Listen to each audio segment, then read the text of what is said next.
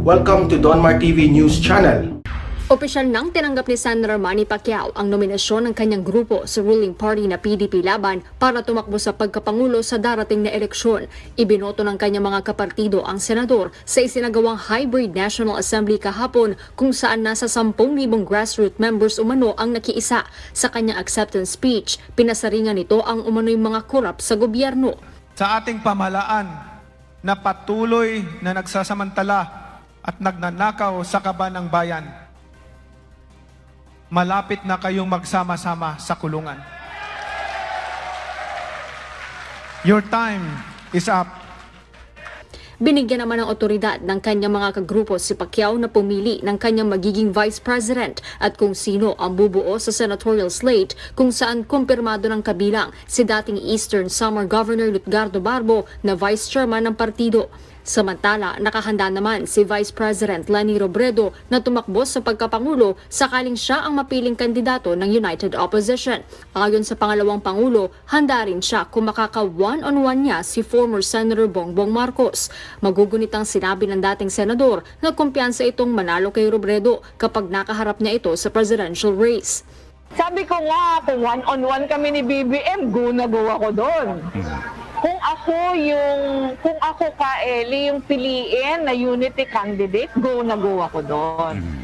Pero kung hindi kasi ako, at maghahati-hati kami ng boto, yung tanong, best interest ba yun ng bayan natin, ng bansa natin? Gaya ng sabi ko ka Eli, yung assurance ko sa lahat, walang pagduda na pag ako yung unity candidate, handang-handa ako. Giit pa ni VP Leni, hindi na umano dapat makabalik sa kapangyarihan ang mga Marcos. Alam natin ka Eli kung ano yung ginawa ni Marcos sa Pilipinas. At yung ka Eli, hindi yung speculation, nasa records na yun ng history. May mga court decisions na despite na grabe yung fake news, naka-record din ka Eli sa history kung ano yung ginawa ni Marcos sa bansa natin. Yes, Dapat pagtulong-tulungan natin na hindi na kasi pag hinayaan nating maulit-ulit, hindi tayo natuto sa kasaysayan. Sa ngayon, ayon kay Robredo, patuloy ang planong pakikipag-usap kung saan kabilang na sina Senator Pacquiao at Manila Mayor Isko Moreno para sa pagbuo ng United Opposition na lalaban sa pambato ng administrasyon. Yes, Ella, tumanggi si Mayor Isko Moreno Dumagoso na ihayag kung ano ang kanilang pinag-usapan. No? Subalit, paglilinaw ng alkalde na umaasa at positibo siya na ang nangyaring pulong ay masusundan pa sa mga susunod na araw. Dagdag pa nito na bukas naman siyang makinig sa mga gustong kumausap sa kanya. Pakinggan natin ang bahagi ng pahayag ni Manila Mayor Isko Moreno Dumagoso. Yes, we had a meeting and Vice President Robredo. So we're trying to reach out to each and everyone. No? Kasi ako naman, meron akong tenga lagi na pwedeng makinig eh.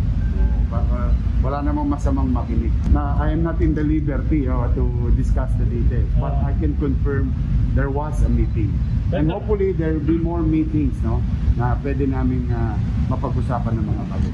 Bagamat umiiwas pa si Yorme na sagutin ang mga tanong hinggil sa kanyang pagtakbo sa mataas na pwesto sa susunod na halalan, pero sa kanyang mga pahayag ay tila may pahiwatig na ito.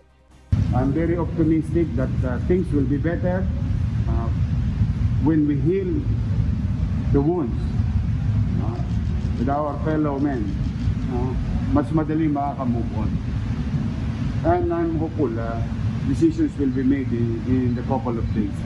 Samantala, Ella, nanumpa na rin kanina sa Partido Aksyon Demokratiko na pinangungunahan ni Mayor Isko si Caloocan Representative Edgar Irice mula sa Partido Liberal. Basta ako, I can work with anybody. With all honesty. Because this is the only key to our success fighting this situation under the pandemic situation. Kailangan yung iba't ibang uri ng kasapian o partido, iba-iba man yung ibang pananaw namin, dapat meron kami commonality. Ella, binigyang diin nga ni Mayor Isko na bukas naman sila sa sino man na gustong sumama sa kanila na galing sa ibang partido o grupo. Kung isang Manny Pacquiao lang, ipagkakatiwala natin ang ating minamahal na bansang Pilipinas. Alam niyo po, pinaka-the best dyan gawin natin, mamundok na lang tayo. Mamundok na lang tayo mga kapatid. Kung ipagkakatiwala natin ang ating mga kapalaran sa ating pagpapatakbo ng ating bansa, bakit hindi natin pagbigyan ng pagkakataon na maging Vice President si Amay Bisaya? Bakit hindi natin pagbigyan na maging presidente ng bansang Pilipinas si Eddie Hill? Kung si Manny Pacquiao na isang bobo, isang tanga, na isang ambisyoso, kung sa bayan niya nga lang, kanyang distrito nung siya naging congressman. Nakita po natin ang buhay ng mga kababayan natin sa Sarangani. Isa sa pinakamahirap na lalawigan. Kung may tunay na malasakit ka, Mr. Senator Manny Pacquiao, nung ikaw ay congressman, you're elected. Mag-i-English lang tayo mga kapatid Pabayaan nyo na kung magkadugo-dugo ang ilong natin. You're elected in the Congress long time ago in the district of the Sarangani province. Napaunlad mo ba ang mga kababayan natin doon? Yung mga tinatawag na pulis natin na kababayan. Yung sinasabi mong pagod na ang taong bayan sa mga pangako, sa mga walang makain. Tama ka! Pagod na ang taong bayan. Pero, Senator, yung pagbibigay-bigay mo ba ng 1,000 sa mga kababayan natin na pinapipila mo?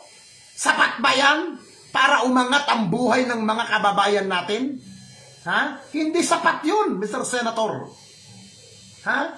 Kung ikaw nga, bilyonaryo ka na,